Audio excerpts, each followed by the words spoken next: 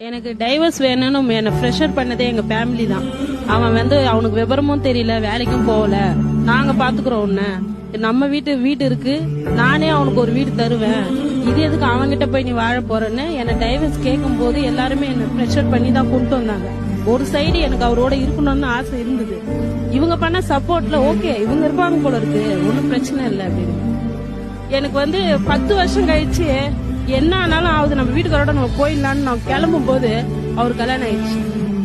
எல்லாம் ஓடுவோம், சிரிப்போம், பேசுவோம், ஜாலியா இருப்போம். ஆனா நைட் ஆகும்போது தான் அந்த ஃபீலிங் இருக்கும். வேணா நம்ம அவசரப்பட்டு வந்திருந்தா வராம இருந்திருந்தா ஒருவேளை நம்ம லைஃப் நல்லா இருக்குமோ. அட்டன் டைம் எங்க அண்ணனுக்கும் எங்க தம்பிக்கும் கல்யாணம் ஆச்சு.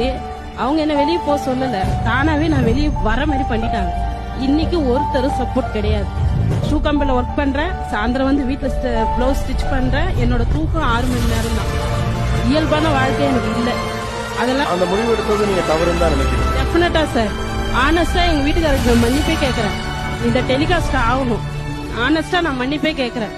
அவரோட புரியாமைய தன்மையும், அவருக்கு ஜஸ்ட் ஒரு 6 மாசம் வேலை தான் இல்ல, எனக்கு டேலண்ட் இருக்கு, என் கையில அப்ப வேலையும் இருந்தது.